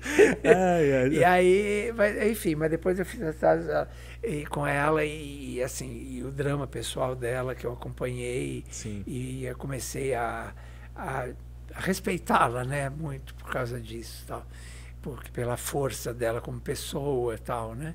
Então hoje essa novela dela que muita gente criticou aí da Travessia, eu achava boa. Eu achava que foi mais quase um preconceito que muita gente tinha com a novela e tal, mas a novela não foi ruim, não. Agora tinha umas falhas, umas coisas no meio, mas não era ruim de todo. Não era o que pintavam. Não era o que pintavam, né? Exatamente. Mas assim, eu acho que essa coisa de remake é muito chata, né? Porque principalmente Vale Tudo. Para mim, Vale Tudo, fazer um remake é como alguém imitar Elis Regina. Sabe assim? Pode, não tem. Elis era a única. Né? Qualquer imitação, a própria menina aí, que é uma atriz, a Laila Garran, eu vi outro dia, eu falei, não pode, né? Porque é esquisito. Eu sei que é uma homenagem e tal. Eu assisti o filme, fiquei com ódio do filme, porque só mostrava o lado ruim da Elis, e ela tinha um lado brilhante, maravilhoso, né? E só ficou a coisa negativa, como da Hebe, como do Silvio Santos. Chacrinha, né? Pegaram sempre a parte mais... sempre a parte... Acho que assim, a necessidade é mostrar... vamos mostrar aquilo que não foi mostrado. Sim. Né? E aí acabam fazendo um filme pesado, ruim. Não é para ser chapa branca, mas também não precisa ser pouco elogioso. Exatamente. Né? Sim. Sei, o espetáculo sobre a Hebe, por exemplo, eu amei. E aí o filme e a série eu odiei. E acho que a Andréa Beltrão, por melhor atriz que seja, não tinha nada a ver com a Hebe, né? Era ficou uma coisa forçada, uma coisa... enfim. Mas é isso, eu acho que por mais que se capriche, né? Agora eu já fiquei um pouco mais em paz, porque disseram que o Agnaldo Silva que ia fazer, né? Aí agora falaram que a Manuela... É a Manuela Dias, Então, aí eu já fiquei um pouco mais em paz, porque eu acho essa moça talentosa, né? Amor de Mãe era muito legal e tal. E apesar de ser quebrada por causa da pandemia a gente não e tal, pode olhar como uma novela normal, né? Foi muito... Mas foi uma novela bacana e tal. E eu gosto da Manuela Dias como autora. E como eu gosto daquela moça que a Globo parece que não entende. Como é que chama? Que fez... Sete Vidas. Lícia Manzo. Lícia Manso. Lícia Manso. Adoro as novelas dela. Acho que são umas novelas mais, como é que eu vou dizer, mais sofisticadas, não são novelas populares, popularescas, né? E emocionam. Mas emocionam, porque Sim. a vida da gente, nossa, eu acho que uma das novelas mais lindas do Horário das 6, Sim. né? É. E assim, moderna ao mesmo tempo. Né? Essa última que ela fez agora, que acho que não foi sucesso, Um Lugar ao Sol. Um Lugar ao Sol, era linda a novela, né? Sim. E as pessoas, a Globo não valorizou, as pessoas não valorizaram, acho que a própria crítica... Cada dia passava num horário. Exatamente, né? E a própria crítica, né? Às vezes as pessoas vão muito na pegada da Globo. A Globo, quando a Globo não gosta, parece que a crítica não gosta também, porque é uma crítica meio puxa-saco a Globo, entendeu? E me irrita um pouco isso. Entendi, né? entendi. Mas a novela ela é ótima, essa moça. Sim, acabou de ter uma sinopse recusada, disseram que era elitista. Né? Sua novela é elitista. E se a Record não tivesse esse ranço religioso que tem, porque nada contra nenhuma religião, mas o ranço dessa coisa, dessa moça, filha do pastor lá, do Edir Macedo, querer mandar nas novelas, e ela não entende nada de novela. Cristiane Cardoso. Cristiane Cardoso, né? Então isso, a Record podia estar fazendo muito sucesso com a novela. E podia pegar esses autores que a Globo às vezes não sabe aproveitar. Como já fez, né? Como a Record já fez. Exatamente, né? E podia fazer grandes novelas, né? Sim. Porque eles não têm um know-how, mas eles alugam o know-how, né? Sim. Daquela, como é que chama? Aquela Casablanca, né? Casablanca é a produtora. Que aprendeu a fazer novelas. Que fez aquela metamorfose. Isso, fez a Metamorfose. Que foi o pior desastre que eu já vi em termos de novela na minha vida, né? Mas aprenderam a fazer depois disso, né? Sim. Então a Record podia usar isso, a Casablanca, para fazer grandes novelas e contratar grandes autores. Tem maravilhosos autores, e novos, inclusive. Né?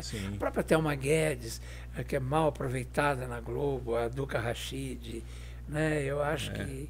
O Júlio Fischer. O Júlio Fischer. Tem agora esse rapaz que surgiu com eles no Amor Perfeito, Elísio Lopes Júnior. Elísio Lopes Júnior. Né? Pode fazer uma novela com a visão de um autor negro. Eu nunca conseguia falar o nome dele, que é muito comprido. Elísio Lopes Júnior. Sim.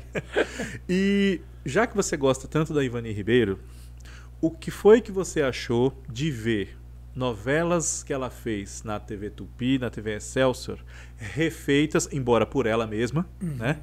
A partir dos anos 80 na Bandeirantes e na Globo. Como você recebeu essas novas versões da Deusa Vencida, da Barba Azul? Foram muito mal produzidas, né? Na Band, principalmente, né? A Tupi, a Globo até fez. Mas, por exemplo, uma das novelas da Ivani, que, aliás, para mim é uma das maiores provas de que ela era gênio, era uma novela chamada... meu Deus. Terceiro Pecado. Terceiro Pecado. Que a Regina Duarte ficou loirinha, lembra? Tinha os cachinhos e tal. Uma novela de época. Novela de época, que a Maria Isabel de Lisander era irmã. Tinha uma cena nessa novela que falava sobre a morte, que vinha para interferir na vida, para levar a Regina Duarte, a Carolina, né? Porque ela teria que cometer 3 pecados e teria que levá-la e tal. E ela não comete os pecados, mas a gente ela quase comete. Então, isso era de uma preciosidade, vamos dizer assim, dramatúrgica, né? Que a Ivani tinha, que era uma coisa espontânea nela, né? Natural. E aí tem uma cena que a Ruth vai aprontar uma maldade com ela e vai sair com o namorado, acho que da Carolina e tal, e aí na hora que ela está no banheiro se aprontando, ela vai procurar a escova de cabelos, né? E ela não acha, ela não vê a escova. E é como se o ajudante da morte lá, que era o Guarnieri, né? Ele ficava protegendo a Carolina. E aí a escova some. E é isso que eu acho lindo na Ivani, essa simplicidade, essa singeleza. Então, por exemplo, é uma coisa que acontece com a gente toda hora. Né? A gente vai procurar uma coisa, mas estava aqui. Eu pus aqui, eu vi que estava aqui. Eu tenho certeza que estava aqui. Eu tenho certeza que estava aqui. E não está. Né? E ela brinca com isso. Sim. Né? Então, essa cena me marcou muito. Imagina, hein? Eu tinha lá os meus 13 anos, sei lá quanto. Sim. né? E me marcou até hoje, porque era de uma singeleza, ao mesmo tempo de uma inteligência. E aí ela fica desesperada procurando a escova e não acha a escova e tal, e depois a gente vê a escova lá, né? E é isso, né? É coisa de gênio para mim, entendeu? Coisa que, por exemplo, a Janete Claire não me convencia nisso. Entendi. Entendeu? A própria Janete falava, né, que ela aprendeu com a Ivani. Já o Dias Gomes, não. O Dias Gomes tinha uma outra linguagem sofisticada e tal, né, mais brilhante também, né? Todas as novelas dele, fossem dramáticas, fossem mais, como é que chama, que o Agnaldo Silva tenta imitar até hoje? Regionalistas, rurais. Não, farsescas, né? Farsescas, sim.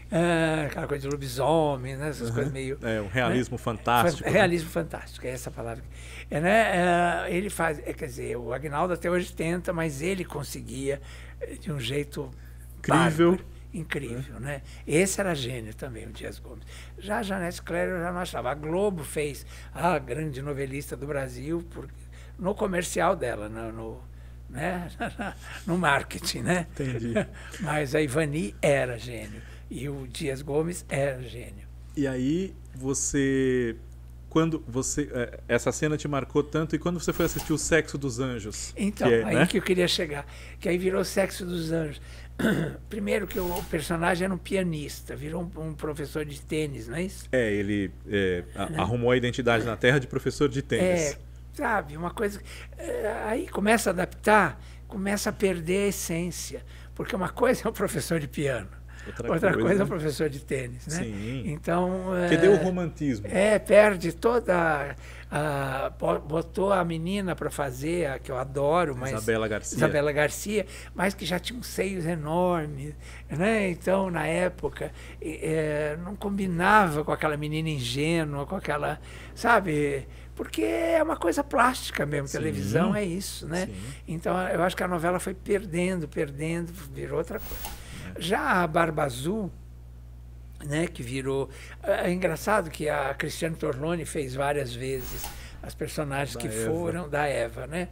E realmente fazia sentido, porque ela tinha uma certa... esse charme, essa elegância, né?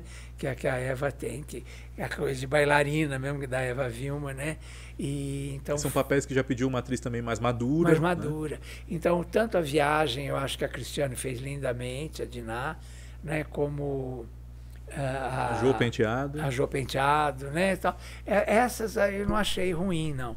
Mas essa e o Sexo dos Anjos em especial, eu achei que eles jogaram fora. A direção não soube aproveitar. Acho que era o Thalma que dirigia, né? Não engoli aqui. Não ornou. Ornou. E tinha a personagem que ficou totalmente perversa, malvadíssima, que era a Norma Bengel, que fazia, né? A tia das meninas. Né? Isso também.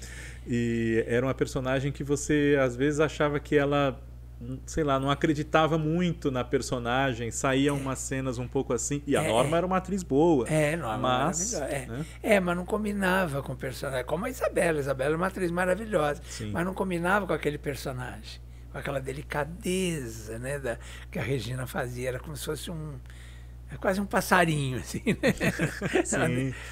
E aí o Mário Gomes, de falso padre, né? Que isso é uma coisa que, salvo erro da minha parte, nem tem no original, né? Esse tio exato, que não é tio. Aí teve essas coisas de adaptar, né? Botar essas coisas, personagens. Agora, com a Mulheres de Areia também. Achei péssima. Apesar de amar a Glorinha, achar uma grande atriz, mas era outra coisa com a Eva Vilma. Tinha um brilho, tinha uma, né, que não se traduziu, né? E aí juntou com o espantalho, né? Juntou com o espantalho. Então virou uma bobagem, aquilo ali ficou meio forçado, não dá. São umas coisas assim. Agora, tem uma cena que você falou de A Viagem, e que eu me lembro que eu fui como repórter fazer uma matéria com a Irene Ravache no estúdio. E estava numa gravação de uma cena assim, pesadíssima, em que a Diná aparece pela primeira vez para a irmã, depois que ela morre. E era uma cena de uma delicadeza, assim, também, todo um envolvimento, o estúdio todo em silêncio e tal. E eu cheguei e fiquei no cantinho, assim, assistindo. E falaram, olha, não se mexa, não sei o quê, porque é uma cena muito dramática e tal.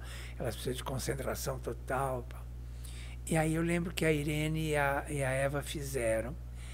O estúdio inteiro chorou, os câmeras choraram, todo mundo chorou. Isso é legal de contar, porque é uma coisa que vocês não viram, né? Sim. E eu vi ali e me emocionei muito, chorei. Aí quando acabou a cena, aí o diretor falou, parabéns, Eva, parabéns, Irene, brilhante, não sei o quê, todo mundo aplaudindo. Aí a Eva falou, posso ver? Nunca isso marcou muito também na minha vida. Ela falou, posso ver? E aí ele falou, claro, claro. Acho que era o Edson Nero, né? Edson Braga. Edson Braga. Edson Braga e Atílio Ricó, né? Atílio Ricó, que ficou meu amigo, inclusive, Edson Braga. E aí o Edson falou, pode, claro. Aí ela foi assistir. Aí, quando ela assistiu, ela olhou e falou assim, podemos refazer? A Eva. A Irene olhou assim, assustada, como se fosse, tá louca?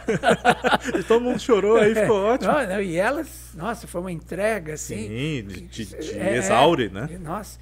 Aí, aí falou assim, mas por que, Eva? Porque aquela poltrona marrom estava escurecendo a cena. Posso tirar dali? Aí foi, tirou, falou, claro, vamos fazer. Aí fizeram de novo e foi igualmente linda. E todo mundo chorou de novo. Que beleza. Uma coisa impressionante. E eu tinha que entrevistar a Irene logo depois, né? Então eu fiquei muito, muito encantado. Porque eu falei, meu Deus, que profissionalismo, né? Sim. Que aí que você entende, né? Porque você vê o resultado, é lindo. Mas você não vê aquilo, né? E aí que eu achei importante, inclusive... Eu escrever sobre televisão, mas estando também na televisão, porque eu tinha o maior preconceito com isso. Aliás, quando eu fiz o Troféu Imprensa, o primeiro, o Silvio me chamou no ar para fazer o júri dele. E eu, na hora, reagi e falei, não, Silvio, eu não quero. Eu lembro que o Ferreira Neto estava do meu lado, e eu falei, não, Silvio, eu não quero não, porque eu escrevo sobre televisão e eu não quero fazer televisão, porque eu acho que vai tirar a minha liberdade e tal. Aí o Silvio falou, tá bom, fez assim, né? Tá bom, tudo bem, então. E aí tá o Ferreira Neto virou e falou assim, eu quero dizer para esse garotinho que eu escrevo sobre televisão há 20 anos e trabalho na televisão e não sei o que, não sei quantos anos, não sei o que e tal. E eu assustei com aquilo, né? Eu era garoto mesmo, estava entrando na PCA. Sim. E aí eu virei e falei, não, desculpa, não quis ofender o senhor, não. Eu estou falando por mim, eu não conseguiria. Claro. E ficou, mas o Silvio adorou essa encrenca. Aí 6 anos depois, quando eu fui levar o troféu imprensa para ele, o APCA para ele, o pessoal não quis ir para levar. E falou assim, não vai você que já está na televisão, você leva. Eu já fazia Mulheres, fazia 3 meses. Aí eu fui levar para o Silvio. E aí quando eu cheguei, ele falou assim, eu fui elogiá-lo, ele falou, não, eu que vou te elogiar aqui, que eu tenho te visto na televisão, você faz televisão muito bem, e eu quero saber se você ainda não quer trabalhar comigo. Aí eu falei para ele falou, porque uma vez você me esnobou. Ele lembrou 6 anos depois, você acredita? Ele falou, e aí contou a história no ar. Aí eu falei, não, Silvio, mas naquela época eu era muito bobo. Aí ele falou, então, terça-feira aqui. Terça-feira a produção vai te ligar. E aí, eu era gravado, né? A hora que eu fui sair, a Elke me encheu de beijo e tal. Aí eu estava saindo, ele parou a gravação, foi lá e falou assim, isso que você falou é sério ou foi só para me agradar? Aí eu falei, não, é sério. Eu era besta mesmo, eu falei para ele. Tá? Aí ele falou, então terça-feira a produção te liga, domingo aqui. Eu, tá bom. Foi assim que eu comecei, lá fiquei 6 anos. Foi. Né? Foi meio assim, sem querer, né? Que eu nunca pude imaginar. Fui levar um prêmio para ele, né? E aí ele me chamou e ele lembrou essa história, né? E é isso, quer dizer, o Ferreira Neto tinha razão, claro. Entendeu? É possível fazer televisão. É possível, não, e melhor, né? Porque você vê o quanto custa. É muito difícil fazer televisão. E quando você vê o resultado pronto, é muito fácil. né? E aí você percebe, fala assim, meu Deus, às vezes a luz está errada. Nunca é muito pelo artista, é sempre um problema técnico. Eu odeio gravar, eu adoro fazer ao vivo por causa disso. Porque o gravado, você erra, você conserta e vai, né? Agora, no gravado, ao vivo, né? No gravado, tudo para. O microfone está não sei o quê. E aí fica aquele preciosismo também, né? Não, o microfone não estava muito bom, estava aparecendo a sombra de não sei o quê. Volta. Volta, né? Tudo, né? É um saco. Eu gosto de fazer ao vivo. Ao vivo, né? Estamos gravados, tá, gente? Mas é pela força das circunstâncias. Mas aqui é outra coisa. E está praticamente como se fosse ao vivo, né? Enfim. Exatamente. Mulheres que você já fazia, aí fez no SBT o Show de Calouros, fez a fase também do novo Show de Calouros, né? Fiz. Que vocês se alternavam no próprio comando do programa, isso, né? Você, Flor, Elke, Wagner Monte. Eu não. Sim, você não, Eu fiz um dia, que foi lindo, me emocionei muito, foi maravilhoso, todo mundo gostou, mas quando o Silvio voltou de viagem, ele não me escolheu. Ele escolheu a Flor, escolheu o Décio, a Elke e o Pedro. Não, e o Pedro não, e o... Quem que era? E o Wagner. O Wagner. O Wagner. Que a Sônia também não foi escolhida. Passou para sábado de tarde e cada semana era Foi aí que eu saí, inclusive. Porque um dia chegou lá, tinha um jurado a mais, aí me falaram assim, dá para você ir para casa? Aí a Elke, que era brilhante, puseram lá uma gostosa no júri, que alguém foi lá para o Rio e tal, e trouxe uma gostosa do Rio, e aí falou assim, tal. E aí quando chegou, a Elke não vinha nesse dia, por causa do tempo ruim. Aí deu teto, ela veio, aí quando chegou, sobrando um jurado. Aí ela falou assim, eles vão chegar para você que é bonzinho, que a Elke tinha essa... ela deixou até um filme para eu ver, que eles são de casa, que eu ainda não vi, que é o Veridiana, que ela disse que eu era bonzinho demais. E bonzinho demais, quando abaixa, mostra o rastro, como ela falava. Que era um ditado mineiro. E nesse dia ela foi no meu ouvido, ela falou, eu cheguei, está sobrando um jurado. Eles vão chegar para você, tenho certeza, porque você é sempre bonzinho, e vão pedir para você ir embora. Se eles fizerem isso, você, meu amigo, você é o único que não precisa disso aqui. Você é jornalista, você tem programa na outra emissora, então você não precisa disso. Então, se eles vierem fazer, você não aceite. E você vai embora daqui. Fala que você vai embora. Ela falou tão categórico que eu fiquei assim. Mas eu achei que não iam. Aí 5 minutos depois veio a produção. Leão, olha, porque tem 7 jurados, são 8 jurados. A gente até pensou em botar uma cadeirinha do lado para você. Quando ela falou, botar uma cadeirinha do lado para você, aí veio todo o ódio da Elke que passou para mim. Aí eu falei assim, não, tranquilo, amor. Aliás, eu queria dizer que eu não venho mais. Para mim já deu. Eu acho que eu gostava desse programa quando o Silvio apresentava. Para mim já não tem mais sentido fazer. Não, mas o que é isso? O Silvio falou que vocês são as estrelas do programa, que não sei o quê. Eu digo, não, mas eu não quero mais. Eles não acreditaram. Quando chegou na terça-feira, me ligaram para a gravação. Eu falei, não, queridos, eu não vou mais. Mas agora a gente vai ficar só com 6. Eu falei, não sei, chama quem vocês quiserem. Como eu já disse, eu não quero mais. Eu estou chateado, eu estou feliz da vida, estou indo embora numa boa, não estou brigando com vocês. Então, eu fui embora. Aí 8 meses depois acabou o programa. Foi. Então... foi uma temporada curta essa, né? É verdade. E a Elke sempre. Maravilhosa. A Elke realmente é uma saudade, né? De todos nós. Ela sabia da vida como pouca gente sabe. E passagens por várias emissoras, em mais de uma vez, né? Isso, trabalhei. Na verdade, trabalhei 12 no SBT, juntando as duas fases, né? Sim, 12 anos. Trabalhei 8 na Band, trabalhei na Rádio Globo, que foi maravilhoso também, para entender um pouco o jeito Globo de ser, né? Sim. E foi bárbaro. E depois de tantos programas, tantas emissoras, tantos colegas, tantas histórias boas, algumas menos, mas enfim, é da vida. O que falta, na sua opinião, nessa altura da sua vida, você ainda fazer, ou que você gostaria de fazer? seja na internet, seja na própria televisão, no rádio, enfim, o que Leão Lobo ainda acha que isso eu não fiz e quero fazer? Na internet, eu ainda tenho alguns sonhos, assim, quero fazer algumas coisas diferentes, coisas que eu não vejo fazendo. Por exemplo, todo mundo agora faz um podcast, né? Eu faço, inclusive, um podcast, chama Podcast das Estrelas e tal, lá no YouTube, né? No meu canal no YouTube, que chama Canal Podcast das Estrelas. Mas na verdade, eu não queria muito fazer podcast, porque eu acho que todo mundo está fazendo, né? Então virou uma coisa meio...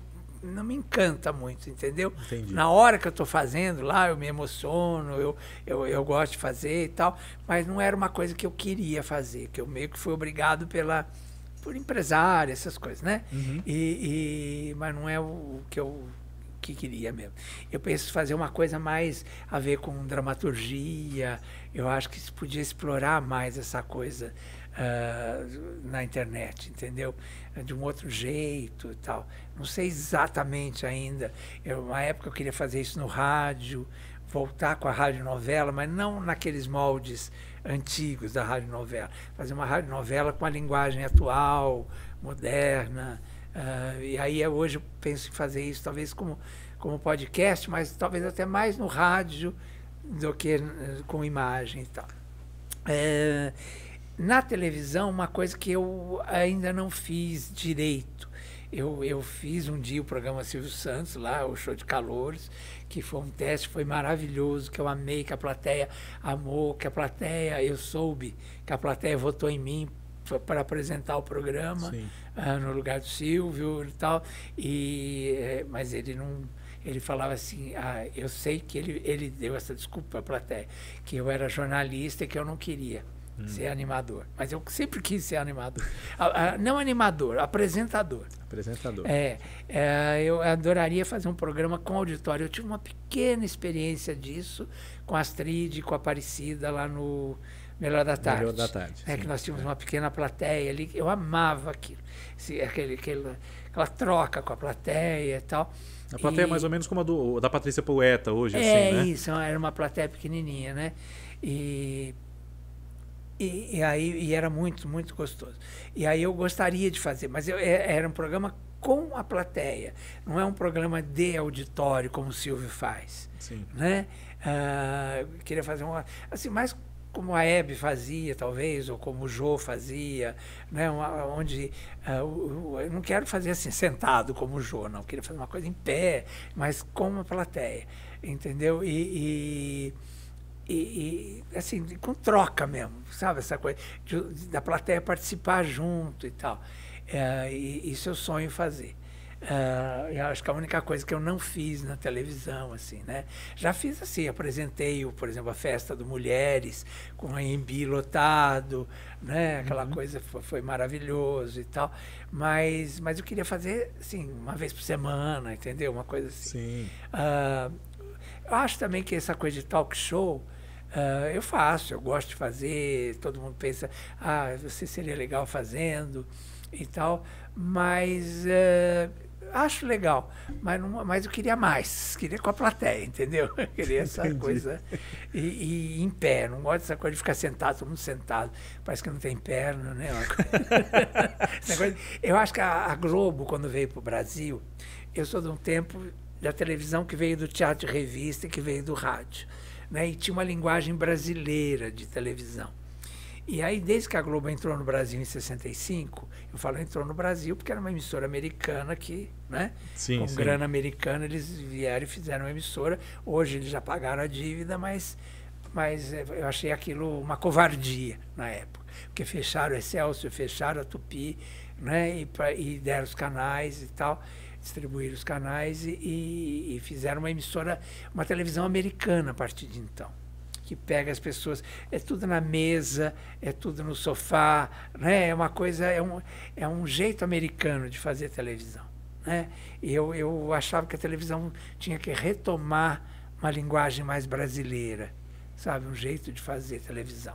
Agora, com a internet, então, meio que a televisão ficou meio de lado, então ninguém vai criar muito mais, ou talvez até fique mais criativa. Pode ser. Para chamar uma atenção de um novo público, de um novo até quem público, sabe. Né? Exato. Sim. E você, na Rede TV, Isso. Né? Fica então, se você mesmo já não conversou nesse sentido, aqui está o registro no nosso Fábio Costa Entrevista, Rede TV, Marcelo Amilcar, né? Sugerimos aqui, olha só, o Leão deu o programa projetado aqui, olha só, e está com todos vocês aí. Eu até acho que eu estou dando pouco para a Rede TV, porque eu estou adorando fazer com a minha amiga Claudete. Sabe que eu e a Claudete somos amigos há 62 anos. Nossa, né? Ela fez 70, eu vou fazer 70. Então nós somos amigos. Ela tinha 7 anos, ela apresentava um programa infantil, que ela descia de uma nave espacial. Você vê que na televisão nada se cria, né? Já viu a Xuxa fazendo isso anos depois. Acho que eu já vi uma coisa assim, né? E ela descia de uma nave, assim, toda prateada e tal, e aí a gente tinha uma rodinha de criança, eu ficava nessa rodinha. Eu era fã já, apaixonado por ela e tal. E ela falava, ok, crianças, eu nunca esqueço. E aí ficamos amigos para sempre. Né? Em 90, ela e a Ione que me lançaram, vamos dizer, eu já estava na televisão, já tinha feito uma novela na Gazeta mesmo, chamava Vila Arco-Íris, né, com o capitão Loriberto Rosa e tal. Sim. Mas quem me levou para Mulheres e tal, que me chamou como colunista e tal, foi a Claudete, e a Ione junto. E foi assim, deu muito certo, né? Ficamos muitos anos de parceria e tal. Tenho o maior orgulho de dizer que a maior audiência do programa Mulheres foi no momento que eu apresentei junto com a Clau, né, que a gente fazia o churrasco, que tinha aquele momento bacana e tal, que o programa dava 12 pontos, né, que nunca mais conseguiu dar e tal. Então a gente tem muito orgulho disso. Sim, né? Sem dúvida, é motivo. Mas eu acho que eu estou dando pouco para a Rede TV, fazendo só o quadro lá no programa da Clau. Acho que poderia realmente... podiam me explorar mais, mas aí... Sim, e o próprio nome do quadro poderia ser o nome do seu próprio programa, você não acha? Sim. Nas Garras do Leão. Pode ser. Olha aí, a Rede TV está com você lá. Nada como ter amigos, né? Não, mas a gente, enquanto público também, né, acha que, já que você tem essa vontade ainda, o que você não fez na televisão, gostaria de fazer, tá lá, a emissora pode apostar, claro, você traz um público, porque existe uma ideia de que a TV aberta perdeu um público que não tem o hábito, em parte isso é verdade, né, coisa de internet, computador, celular e tal, mas ao mesmo tempo...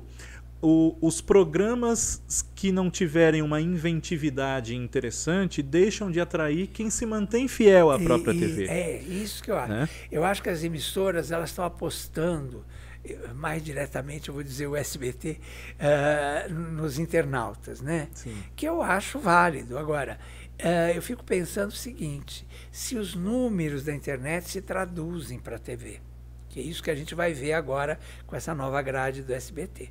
Né? Porque eu fico pensando assim, o jovem, ele já não vê. Tem gente que não sabe quem eu sou. Né? Eu vejo assim, garotada, não sabe quem eu sou, porque não vê televisão. Né? Então, essas pessoas só estão na internet. Né? Ou só me conhecem do UOL, lá onde eu estou fazendo splash e tal. E elas não vão voltar para a televisão. Então, levar esses youtubers para a televisão na tentativa de atrair esse público novo, não vai funcionar, eu acho. Entendeu? Agora, é mais fácil a gente trazer esse público mais velho, mais tradicional, mais velho que eu falo, mais tradicional, para a internet do que a televisão levar a internet para lá. É verdade. Não é? É verdade, eu penso isso, não sei. Pode ser que eu esteja totalmente errado e que dê muito certo que a Virgínia vire o maior sucesso do mundo. Mas, né? Pode ser que ela funcione na televisão, independente da internet, até traga, mas quem gosta de televisão também goste dela. Eventualmente, hoje não a conhece, né? Mas, exatamente. Enfim, mas realmente, a gente vê isso muito nas redes sociais, nos comentários sobre novela mesmo. Se a audiência das reprises fosse compatível com o quanto pedem para certas novelas irem ao ar, não tinha reprise fracassada, porque era só eu me basear naquilo. Exatamente. Querem isso? Vou dar. Então, não é bem o caso. Assim. Às vezes dá a impressão que eles obedecem, vamos dizer, ao Twitter. Aí colocam uma reprise X lá no ar e a reprise não vai tão bem. Aí você fala, olha só, mas não estavam pedindo tanto, mas é a internet que está pedindo. Não é minha mãe e meu pai em casa. Né? Exato. É isso. Leão Lobo, olha, uma honra para mim, para todos nós recebê-lo aqui, querido. Tá bom? Nos encontramos na PCA. Nos encontramos na PCA, logo mais. Isso aí, querido. E entrevistas assim é que justamente são a nossa proposta aqui, né? Você relembra a sua vida, traduz, ainda tem muito a dar, logicamente, mas traduz uma realidade profissional que o grande público não conhece assim como funciona. Tem gente que não imagina que você um dia pôde ter a experiência de ver a gravação da cena da viagem, por exemplo. Essa coisa da internet tira um pouco a dimensão de como já foi, de como ainda é, o que foi mantido, né? Enfim. E o trabalho dos profissionais que ajudam a fomentar esse pensamento crítico sobre a TV é muito importante.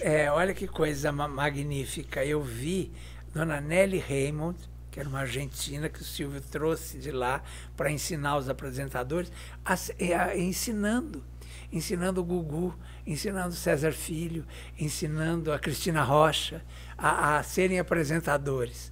Né? Ela falava assim, senta aqui, senhor Lobo. E eu ficava com ela assistindo a aula dela. Então, ela tinha um respeito, não sei porquê, ela tinha um respeito por mim, então ela falava, senta aqui, e me convidava para assistir as aulas dela. Isso é uma coisa que, né, não existe mais, até ela não existe mais, né? Pois é. Exato. E você tem o podcast das estrelas. Esse tipo de história é muito gostoso de relembrar, né? E é claro que você relembra quando tem a oportunidade. Isso. Mas casa muito com a nossa ideia aqui. É muito bacana e muito bom tê-lo aqui conosco, viu? Obrigado. Espero um dia que você vá lá no meu podcast também. Claro, não. Com toda a honra. Como não? Fico muito feliz de ir. Obrigado, viu? Obrigado a você. E obrigado a você que está conosco em mais um Fábio Costa Entrevista, com essa proposta, né, de trazer para vocês esse lado dos bastidores desse pensar crítico da TV, dos profissionais que fazem e que acompanham a trajetória das novelas e da televisão em geral. Temos em breve um novo encontro. Um abraço. Tchau.